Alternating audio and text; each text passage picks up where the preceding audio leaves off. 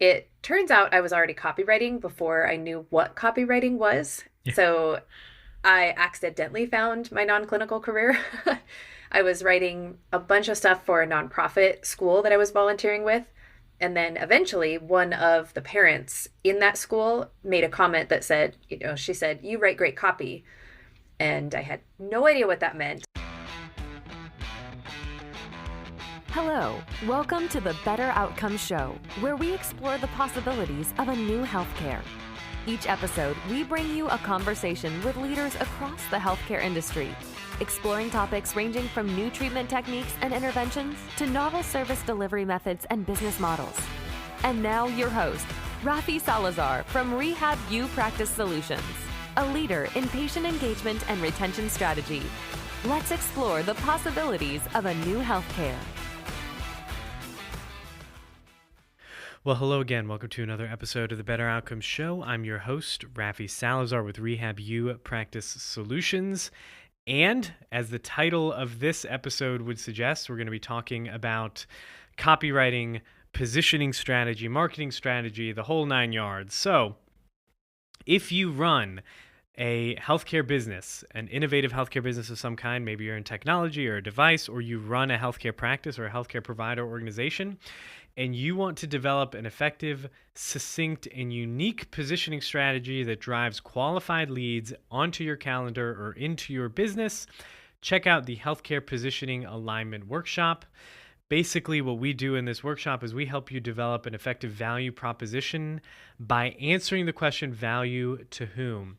Different stakeholder perspectives determine what they consider valuable and the outcomes they seek from healthcare services or vendors or providers. By narrowing down the value to whom question, you have a clear idea of how your technology, your device, your software, or even your healthcare clinic or service is positioned to solve the unique problems faced by the specific and targeted healthcare buyer that you have on your list. So, to learn more about that and how my team can help you develop that effective value proposition or that effective positioning strategy, check out the Healthcare Positioning Alignment Workshop. That's positioning.rehabupracticesolutions.com. That's positioning.rehabupracticesolutions.com. Alrighty. This week, we are diving again, we're continuing down this road of what can clinicians do within healthcare that does not require direct clinical care, where they're not maybe using their clinical skills directly with patients. Obviously, last week we had covered kind of the early stage transitioning into like the first parts of that transition out of clinical work. Maybe someone early in their career and kind of the steps they can begin making to do that. This week, I'm sitting down with Krista Frahm to talk about how she transitioned into copywriting, marketing strategy. She runs the Krista Frahm agency, and we'll link to her in the show notes. And she kind of shares with us a little bit about one, kind of stepping away from clinical work in general to do copywriting, and then how that transformed into, okay, I'm not just a copywriter, I'm going to do some marketing strategy. We kind of get into the weeds and nerd out a little bit about Dan Kennedy and direct response marketing. She shares a little bit of insights around marketing in general. So hopefully you find this conversation interesting and insightful. Probably what we'll do over the next week is I'll do a little episode on practice ownership and what that means as far as non-clinical work. And then I'm hoping to get somebody else on the show that's been involved in like healthcare technology startups as like a founder. I've done a lot of healthcare technology work and go to market and positioning strategy for those types of clients. And I, hold equity in a number of them. However, I've never like founded one from the ground up. So I'm hoping to get somebody on the show in the next couple of weeks who has done that and kind of can share that angle, talking specifically about like, investor relations and funding and, building the team and all of that, which will be super, super cool. So without further ado, though, we're going to dive into copywriting and marketing strategy with Krista Frahm and making the transition from being a clinician to being a marketing strategist. Well, hey, Krista, welcome to the show. How are you? Thank you for having me. I'm doing pretty well, thanks. I'm excited about talking with you around the topic of getting into copywriting and marketing strategy, especially like bridging from a clinical role into that kind of role. But before we do that, why don't you tell us a little bit about yourself, your professional background, and kind of what got you into doing the copywriting and the marketing strategy that you're doing on now? Absolutely. Excuse me. Well, I'm an occupational therapist and I practiced for about 10 years and primarily all with adults and geriatrics. I was in hospitals, the intensive care units, subacute rehab, outpatient, home health, kind of the whole gamut of the spectrum. And I I have to say I loved it for the most part. And for a lot of years, I thought it was exactly what I thought it was going to be, and I enjoyed it. But then we moved to a more rural location where I just didn't have as many opportunities and didn't have a team. I think that's one of the biggest things also, to have a good speech therapist and PT kind of by your side. It makes all the difference. And so that's what kind of prompted me to start looking other directions. And it turns out I was already copywriting before I knew what copywriting was. Yeah. So I accidentally found my non-clinical career. I was writing a bunch of stuff for a nonprofit school that I was volunteering with. And then eventually one of the parents in that school made a comment that said, she said, "You write great copy." And I had no idea what that meant. I actually heard the word copy and was like slightly offended, or like, I'm at not least copying people's worried. stuff here. Exactly. Yeah. I was like, well, I didn't copy it from anywhere, especially, coming from clinicians where we're very aware and just really don't want to be copying anybody's anything. And she was like, no, copywriting. It's like what you're doing with the emails and the donor letters and the marketing. And I was like, oh, okay. But I still didn't really know what she meant. So I went Googling and found some rabbit holes to fall down. Then I got targeted for all the ads for copywriting courses and copywriting careers, which, they work, right? And that's when I decided that I was going to give this whole copywriting thing a try. Nice. Yeah. So, there's a lot of different ways we can go down there. I kind of want to talk to you about what books have you read or courses have you taken that are worth it? But for those that might not really have a clear understanding, we say the word copywriting, we say we're writing copy. Some people are thinking ads, some people are thinking, design or whatever. What do we mean by copywriting, and then why is it a valuable skill? Yes. We joke in my house that maybe my next career will be one that's very clear and easy to understand. Because occupational therapy, people don't tend to know what that is or really have a good grasp on it. And I was always explaining what we do and why we do it and why it's valuable. So then I switched into copywriting, which a lot of people mistake for trademark types of things. Yeah.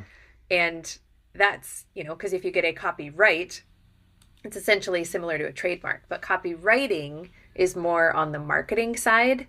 It's essentially, going back to the whole what copying, you kind of copy the words of the audience or the people who need a product or a service, and then you put that into the marketing and weave it into the marketing so that they see themselves in the marketing and they see their problem reflected back to them and resonate with it and understand why the solution is good for them or will work for them. So essentially, copywriting is a style of writing that connects people to solutions that they're looking for. Yeah. Well, and obviously, the why that would be valuable is anybody who has a solution to offer, a device to offer, a product or a service or something like that, copywriting is a major component in driving sales and growing the business, right? Yeah. And there's a whole bunch of, as there's a whole bunch of marketing strategy that goes alongside copywriting. But I truly did just start as a copywriter. I didn't understand the strategy or really much of the big picture. I mean, you learn that over time. Just like as a therapist, you come in and you kind of have a narrow focus and you treat one thing and you kind of have the big picture, but over time you develop more and more understanding and can treat more holistically. So it works the same with copywriting. I was just writing content or blogs or some emails to start with. And now I do more of that full picture strategy, and then the writing is just one little element Yeah. of my services. Yeah. And a lot Yeah. of So I so think a early lot of on then when clinicians you're, who, oh, sorry, carry on. oh, sorry. I think a lot of clinicians who do want to sell a product or a course or Uh-huh. services kind of assume that people will find it and just understand it, Yes. but it's really not how it works. And so you have to market things in order to sell them. Yeah. The whole if you build it, they will come is not very applicable unless you happen to build it like right on a highway with a bunch of people that are driving right by, right? Yeah, yeah. So early on, then, when you were just like, you're doing this copy, you don't know you're writing copy, but you're doing it, and someone tells you, and you start exploring, what were some of those maybe initial resources or books or anything that you came across? You were like, oh man, this is really helping hone the skill, or maybe even thinking about copy. Because I don't know if you've experienced this. I feel like after reading some of these books and doing this my own for on my own businesses, it's like I read an advertisement now and I'm almost like taking notes. I'm like, oh, I see what you're doing there. That's nice. I like it. Oh, I'm going to think about like incorporating that into something. So what early on did you read that kind of opened your eyes to, okay, this is copywriting and this is kind of the formula or the structure? Like, I guess early resources would be nice. Yeah, I started out with a lot of the free Okay. courses that, and if you just Google copywriting course, you're going to get bombarded with advertisements and search results that will pop up at you. And I kind of initially thought that maybe I would just get away with taking some free courses and Yeah. launch my business, but it didn't really work that way. And I did end up choosing like a paid program that went through how to start a business and also all the foundations of copywriting and how it's what I wanted was like how it's different from academic writing and how it's different from Yes. like charting, because those are all very different styles of writing. And I also looked for a course that had a community component or like some way to get feedback from the creator. And that's what I recommend. I mean, depending on if you have any business experience or not, join a course or a program that teaches you how to start a business, because there's a lot to that. For a traditional clinician, we have kind of no idea Yeah. stepping into it. But then Yeah, also that's how you can that's a get huge piece feedback. too. Yeah, I think a lot of people, they get a skill like copywriting and they like hang a shingle out, and like you said, there's the whole back end, like what you're doing for clients, especially if you're doing copywriting and marketing, like you have to do that for your own business in order to keep the business going so that you can get more clients. So it's Hmm. one of those like overlooked things. I know early on, I think I read, I'm trying to look and see if it's on my shelf. I know I read The Ultimate Sales Letter by Dan Kennedy. That one was a good one. And like a bunch of that direct response stuff was very foundational in my early entrepreneurial journey. I was like, okay, this is like Hmm. the strategy I'm going to take. This is the avenue that I'm going to go. When you were taking these courses, did they focus on anything in specific, like direct response marketing, or was it kind of this broader view, or did they kind of teach you the different segments of like, I guess, marketing strategies and how to drive business? Hmm.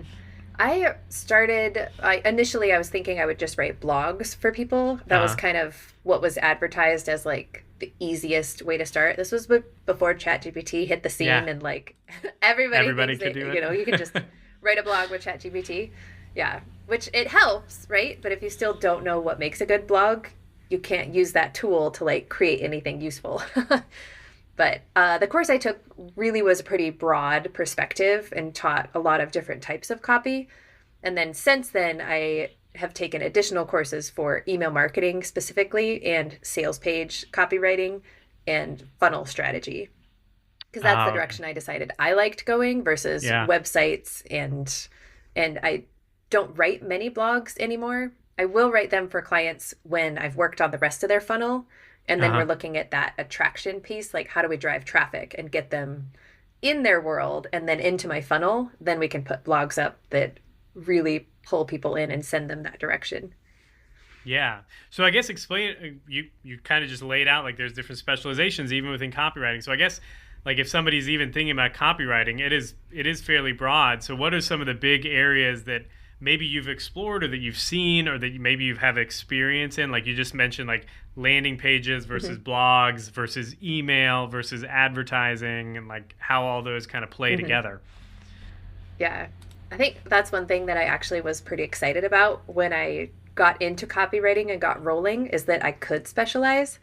Because Yeah. in my OT career, I was always floating to different buildings. I worked in a lot of like underserved rural areas, and I had to do everything and be, Yeah. be kind of everything to everybody. And Yeah. that's just really hard. So I never felt like I really mastered any one area. So with copywriting, I was like, oh, I can do this different. Yeah. So I mean, websites are one big area, and pretty much every business that launches eventually wants or needs a website. And so there's copywriters who specifically focus on websites and the structure and functionality of those, and also the SEO or search engine optimization. Yeah. Because you can write a beautiful website, but if it doesn't show up in Google, it's pretty much useless. No, yeah, you might as well not have built it, right? Yeah, yeah. And then direct response copywriting, which is what you mentioned, you kind of learned a lot about to start with, is really you put information out there and you want, as it says, like a direct response from the reader. You want them to take action, to sign up for a course or put in their email address to get a free course or get into the marketing funnel, essentially. And I think that has been really fun because there's just more action to it Yeah. from my perspective. And I don't know, maybe I just wanted like more immediate results with my work. But also content writers, I kind of looked at content writing for a while, but it just is a lot slower role in that side of things. But a lot of clinicians that I've talked to start there or really enjoy that because you get to take your expertise and just pour it into a blog, and you can make this very helpful, very in-depth blog post about a topic that you love, and readers can find that and help themselves, especially if they're waiting for a doctor or a specialist or they don't have them in their community. So those are three really big areas. Like almost like technical writing where it's you're basically, and I'm a big fan of telling other clinicians, even if they're like in clinical practice, to do this as part of their strategy, just for either personal brand development or like for the clinic. It's like, listen, if you're putting out, like you have a lot of specialized knowledge bouncing around in between your ears, if you can take it and put it onto paper, so to speak, or on a website in a way that's going to be consumable and understandable and engaging, like that is a big skill. And you're doing, like, it is valuable. It's not like, I think a lot of times when you talk to people about copywriting and sales and marketing, like a lot of clinicians are like, ew, icky, I don't want to do that. But if you tell them, listen, you're just going to basically share your clinical expertise to help patients or prospective patients, like that's a much more palatable thing at the beginning. And then it's kind of like the gateway drug into online marketing for them, right? Yes, for sure. And I also like to reframe that next step. You have the content, and we can get clinicians on board for that because you're just educating. And then I said it, but at some point, if you don't invite them into your clinic or invite them to your services, they're not going to get any better. And a lot of times people are waiting to hear that next step or to know like what to do. And if we don't provide that like sales piece where we throw out the line and give an invitation, then people just read information on a website or watch a YouTube video and they don't know what to do with it. They think like, oh, okay, that's great. But they continue struggling. So the sales piece is really inviting them to solve that problem. Yeah. Making the ask, right? That call to action. I was just talking to somebody about it, how like that is one of the just that the ability to do that or the willingness to do that is one of those things that is so linked to like success in a lot of ways. And a lot of it is like, you don't need to be oftentimes the smartest or the brightest or the most talented or the most skilled, but the person that provides the opportunity is going to get a whole lot more yeses than the person that never asks, right? Yeah. And you just, you have to assume that you will be rejected or told no multiple times, but like, that's okay. They'll go somewhere else, or maybe it's just not the right time, and they'll circle back to you when the problem gets worse and they go, okay, now I really need some help. Exactly. Yeah. I've said this on the podcast before several times, but like I have people either on the clinical business or like the consulting business who have been on my email list for 3, 4 years sometimes, and then they're showing up in a in a message, or they're showing up at the clinic. Oh yeah, I've been getting your emails since like 2021, and it finally Mm-hmm. got to the point where I figured I should reach out. Like there's a Yeah. small percentage of the market that's going to say yes right away, and then there's a larger percentage that you have to work on for a while, right? Yeah. Yeah. And you just have to continue to show up and build trust. Yeah. And when you're consistently talking about the same topics and the same way you can help, and you give examples and show them how you helped someone else, eventually people start to go, oh, maybe he can help me also. Like, yes, Yeah. we can. Yeah, exactly. So you got into the copywriting, kind of built that skill out, and then you saw Hmm. that okay, there's more to copywriting than just writing a specific blog or specific, maybe even an ad campaign or an email funnel, and you kind of moved into Hmm. that. We call it marketing strategy, even though it's kind of nebulous, but you kind of moved into that higher level kind of strategic thinking. So how did that Hmm. transition look? Was it one of those you started doing it with the clients that you were already doing some copy for, and it just kind of naturally morphed? Or did you notice, okay, I could provide a whole lot more value, or the opportunity is there? Like, kind of walk us through that process, the transition from I'm copywriting maybe on a specific piece of content or campaign to, okay, I'm Hmm. going to start doing more high level stuff. It was really a little bit of both at Uh-huh. the same time. Part of it was a lot of my clients are clinicians, and it's not that they don't understand business. They've taken the business programs. They're highly intelligent, as most clinicians Yeah. are. But it was the like they kind of knew what they wanted, and then I would write it for them, but maybe they wouldn't implement it, or maybe they would implement it but like a piece was missing, and so then it wasn't working like we wanted it to work. And I was noticing those things like over and over and over again. Especially 2023, it was like the year of people not being able to implement their projects, and there was just this rash of businesses that just couldn't put the rest of the pieces together. And I said, okay, it's doing you no good whatsoever sitting in your Google Drive. And then I just decided I will learn how to work the back end of all the email systems, and started very inexpensive, saying, how about I implement for you for like $100 or something super cheap. So it was almost a no brainer. It gives me experience, and then they could get their email sequence up and running, and then they would start seeing the outcomes with it. And then some other people, they would ask for maybe a sales page, but that's not just what they needed, or they didn't Yeah. have the rest of the funnel put together. So really ethically, like I couldn't charge them for a sales page and write it when there was nothing else in their funnel that would work, because I knew that they would earn nothing off of that sales page with no traffic coming to it. So then I would introduce the topic of like the funnel and the rest of it, and pretty soon I was like, I think I'm not just a copywriter anymore. Yeah. I think I Exactly. need to just claim the name marketing strategist and come to clients with solutions instead of waiting for them to not see the solution. And it has accelerated our work a lot Oh, I with bet. existing Yeah. clients. And I'm excited to get more clients in, because I already know that, you have the full picture instead of like just a little piece of it now.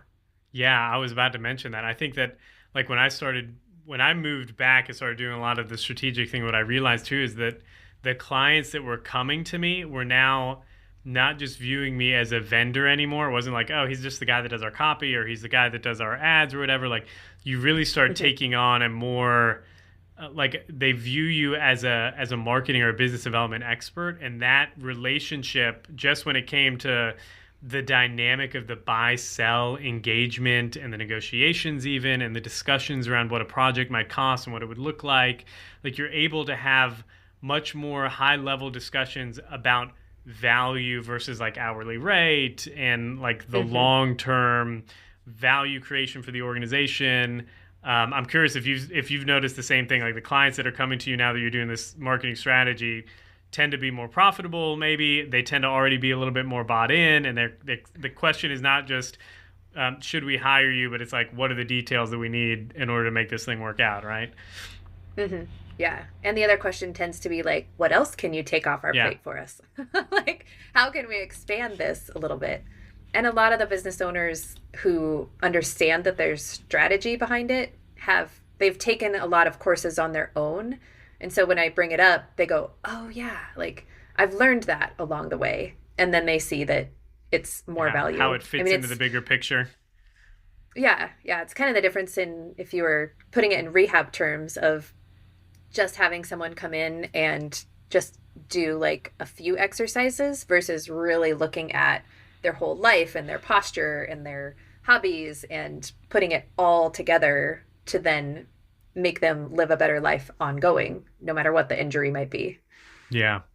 Yeah. Cool deal. Yeah. Any thoughts? You already shared some, and you kind of mentioned it in like we took the business course. I recommend taking a business course. Any thoughts you have on starting a business and what clinicians may want to consider as they're getting up and running? You know, like I think you get a large swath, like the pendulum swings both ways. You have some people that are like, quit and go all in on this business, and some people are like, build it as a side hustle for 6 to 12 months and then kind of step. Like, what are your thoughts on maybe that piece, on the starting, like how should you start it, and then maybe things clinicians might want to consider as they're putting the pieces in place in building this thing that could potentially replace their clinical work?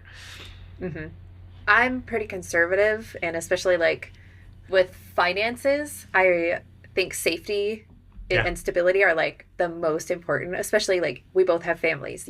It's not responsible in my view to just like quit your job and go all in on something unless there's really dire circumstances.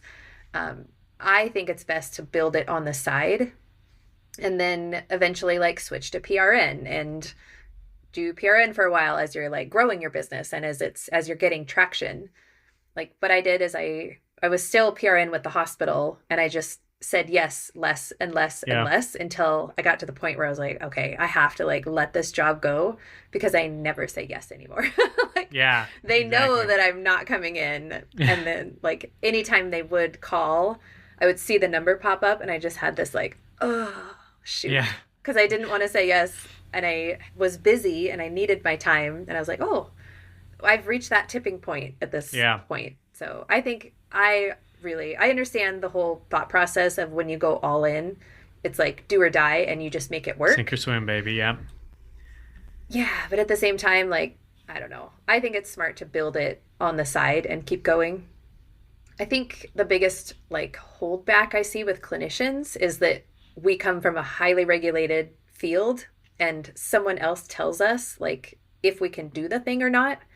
And there's none of that in marketing. So you just have to decide for yourself, like, I am a copywriter now, and you just go forth with that. And then I am a marketing strategist. You just move forward with it.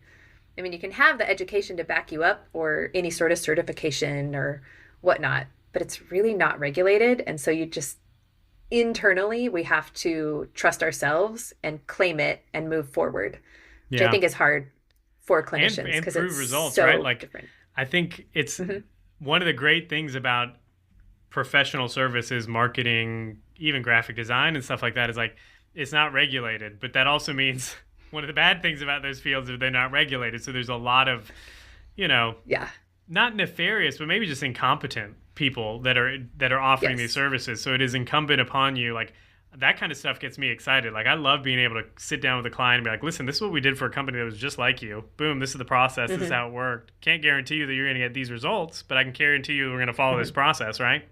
Yes, yeah. And there's a lot of that in, like, the quote-unquote unregulated markets where you have to demonstrate value.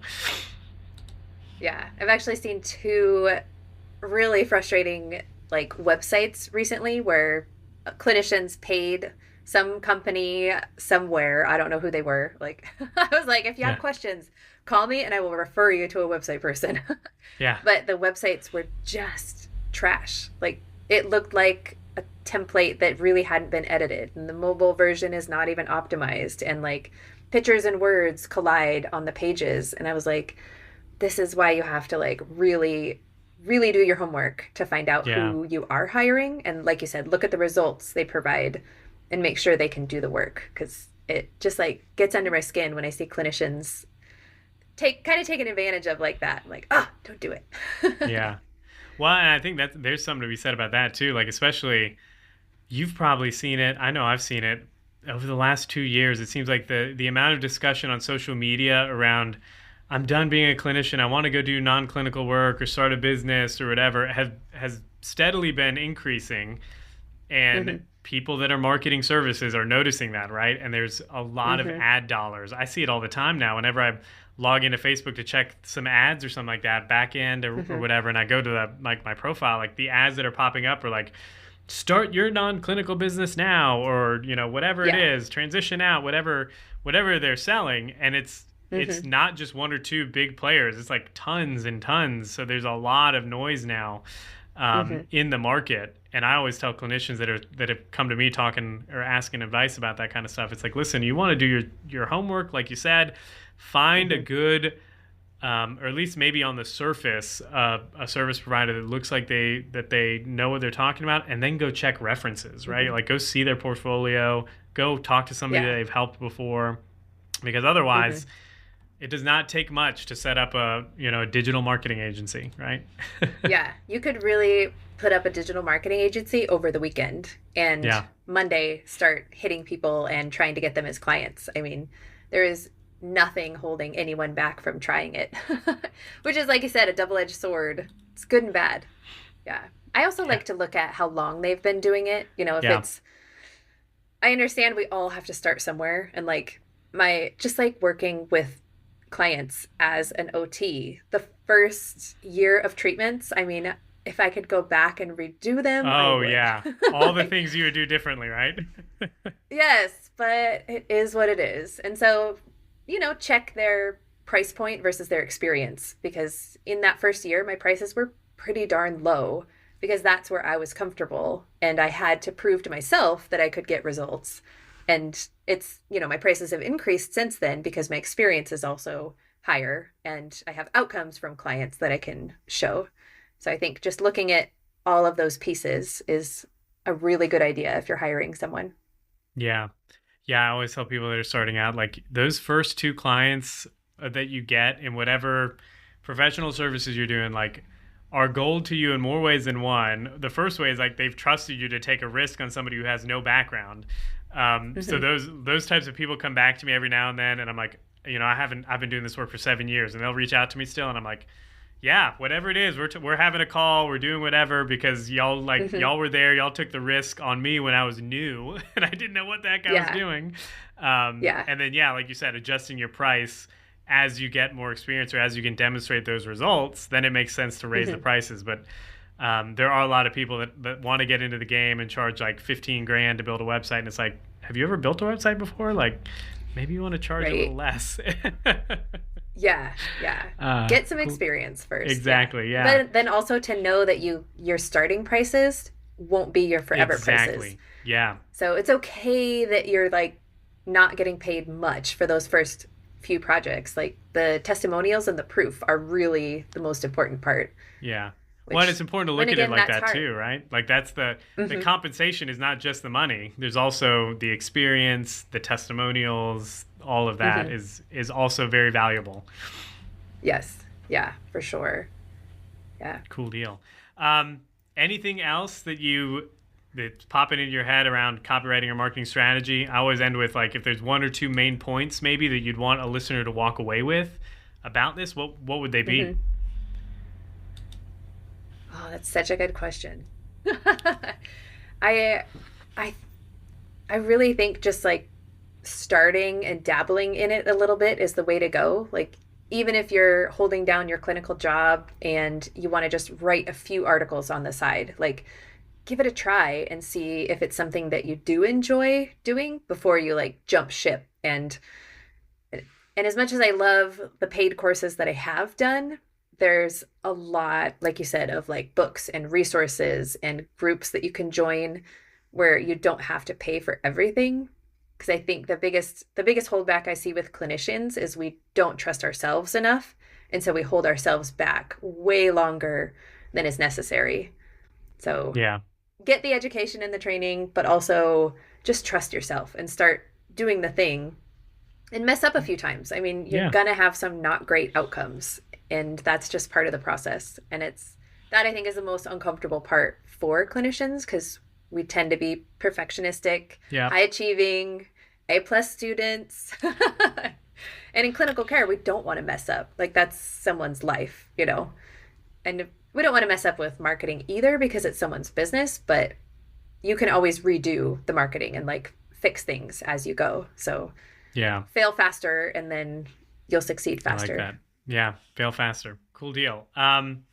Well, where can people learn more about you? Maybe connect with you. Maybe they want some marketing help from you. Where can they go to learn more about everything that you're doing? Yeah. Everything is pretty much connected with my name because I did not spend any time coming up with my business name. So kristafromagency.com, and you can find me on Instagram, Krista Frahm Agency, on LinkedIn, Krista Frahm Agency. Like, Okay. I did not get creative in that department. I just skipped right over that and continued on creating my Yeah. business. Hey, that's the way to Yeah. go. Sometimes So, simple, if it gets you out the door, it gets you out the door, right? yeah, yeah. And now anytime anyone Googles my name, they find me Yeah. because SEO works. Yeah. All right. Yeah, but I'd be happy to provide some like feedback or information or resources or whatever people are looking for. Cool Yeah. deal. Awesome. Well, Krista, thanks so much for taking the time. Have a good one. Yeah, thanks for having me on. Well, I hope you enjoyed that conversation with Krista talking about marketing strategy, getting into the business, copywriting versus marketing, and the sales piece. Listening back, I think one of the big takeaways, which is almost universal across basically every entrepreneur or clinician turned business owner or entrepreneur that I've ever worked with, whether it be business partners or colleagues on projects or clients through the consulting that I do. It seems like the biggest hurdle that clinicians in particular get into is the idea of, excuse me, talking about money and pricing and sales in general, making the ask. And I think maybe sales in general is one of those things that people just have a hard time with unless you're kind of wired for it, it's in your personality. Most people have a hard time talking to a stranger or talking to somebody they just met for an hour or so and then saying, "Hey, do you want to pay me $10,000 to do this?" or whatever it is. And I think one of the things that Chris and I were talking about, which I just want to circle back to, is the idea that as you move higher up the value chain, those conversations not only, in my opinion, become easier, but they become more necessary, right? Because instead of talking about, okay, you're going to pay me to do this job or this project, and it's going to be, however many dollars an hour times so many hours, we really need to begin thinking about the value that we create, and then what the most equitable or fair, even, or just, if you want to go that way, remuneration for that work is. And the way I like to talk about it with clinicians, and I've done this with clients, is I've done severely underpriced work for clients. Maybe I charge them $10,000 or $15,000. We do we get their strategy in place. I advise them over 6 months, and in those 6 months, their sales go, upwards of $150,000, $200,000, $300,000 boost in their sales. Well, in my opinion, like I undercharge for that. But talking to somebody else, they might be like, "Oh, you charge $10,000 for that? That's crazy." But it's all relative, right? Like if you're charging, and this is an example from Blair Enns talks about this in Win Without Pitching. Like, how much do you charge for a logo? Like the discussion stops or needs to stop being about that particular thing, because the reality is like a logo for Nike is worth a heck of a lot more than a logo for the Ace Hardware down the street or something like that, because it's all about what that work will lead to in future value for the client. And we need to get, as clinicians, I'm speaking specifically to clinicians here who have started a business, you need to stop thinking about this idea of exchanging like a transactional experience, which is what a lot of us come up with in the healthcare space. You're seeing so many patients, you're going to build so many units, those units equal this revenue. But the reality is, especially in business ownership, you really need to be thinking about long-term value creation. And that means that the dollar signs do become bigger because the actual benefit to the client becomes bigger, right? Instead of one appointment of physical therapy, for example, you could be talking, and Anthony Meritato talked about this, I think, on the episode where he was interviewed for this podcast. Like, the idea of getting like a professional pitcher back to the game is much more valuable than getting monetarily valuable, much more valuable to that person than getting, if I injured my shoulder, to be able to throw the ball in the backyard with my kids. Sure, the function is the exact same, the activity is the same, but the professional baseball player has potentially millions of dollars on the line if they can't do their job, right? I don't have that. So monetarily, higher value. So I just want people to start thinking about, especially when you're talking about marketing, sales, pricing, to think about that value and the long-term value creation, not just of this project or just of this quote-unquote job, but the benefit that the client is going to receive in perpetuity after the job is done. So for example, if I do a go-to-market strategy for a healthcare technology company, and that strategy helps them get 5, 6 initial clients so that they can prove proof of concept for investors, and that leads to a $2 million investment or something like that, that's going to be a much more valuable engagement for the client than simply getting, we're going to get your marketing strategy in place and put a funnel in place, because there needs to be some results associated with it, right? So maybe I'm just rambling here about it, but in my opinion, higher level strategy requires talking about money, and it requires talking about money in the context of outcomes, right? So we're not going to get into it here, but that implies some shared risk, right? Like maybe there's some performance pay associated with it. Or I've done projects with clients before where it's like, okay, you're unlocking certain amount of equity or certain deposits of the fees, if you would, after you hit certain benchmarks. And that way it deloads or de-risks some of that engagement for the client, because the client is taking, going out on a limb, hiring you a lot of times. Or at least that's how they're seeing it. It's a risky thing. It bears real opportunity costs. They could have hired another strategist or consultant or something like that. And the ability to de-risk that for the client, one, shows that you're confident in your ability to do your work, but then also makes it it decreases some of those barriers to purchase. So a little side note there. Anyways, that's all I've got in that regard. If, again, you run a healthcare organization, maybe it's a healthcare technology company, maybe it's a private clinic or a hospital system or something like that. You run some sort of healthcare company and you are wanting to develop that marketing strategy, that positioning strategy. I mentioned at the beginning of the show, head on over to positioning.rehabupracticesolutions.com. Click on the link. Even if you're not interested in positioning in particular, if you just want to talk about business and marketing strategy, business development strategy for your healthcare organization, hit me up. There's a link on that, either my website, rehabupracticesolutions.com, or that landing page, positioning.rehabupracticesolutions.com. Click the link, schedule a call. I always tell people it's free, it's 30 minutes. My goal with every single one of those calls is that you walk away from them with something tangible and practical that you can apply in your business that very day or that very week, depending on, when it is. I've done some of these calls on Friday afternoon. It's like, well, you're not going to go do this now, but maybe on Monday when you get into the office, do X, Y, Z. So anyways, check it out if you're interested. If you like the show, head on over to iTunes, leave us a rating and review, or share the show with somebody that you think would find it valuable. We release episodes. We're trying to get on the every other week cadence. Recently, it's been every week, but that kind of fluctuates with what I've got going on in the businesses and client work and stuff like that. If you want to be notified of that, go to betteroutcomes.show, sign up there. We'll shoot you an email as soon as we drop a new episode. Until the next time, folks, be safe, be healthy. I will talk to you then. Thanks for listening to the Better Outcomes Show, where we explore the possibilities of a new healthcare. Our hope is that you walk away from each episode informed, equipped, and empowered to push the boundaries in your own practice or business.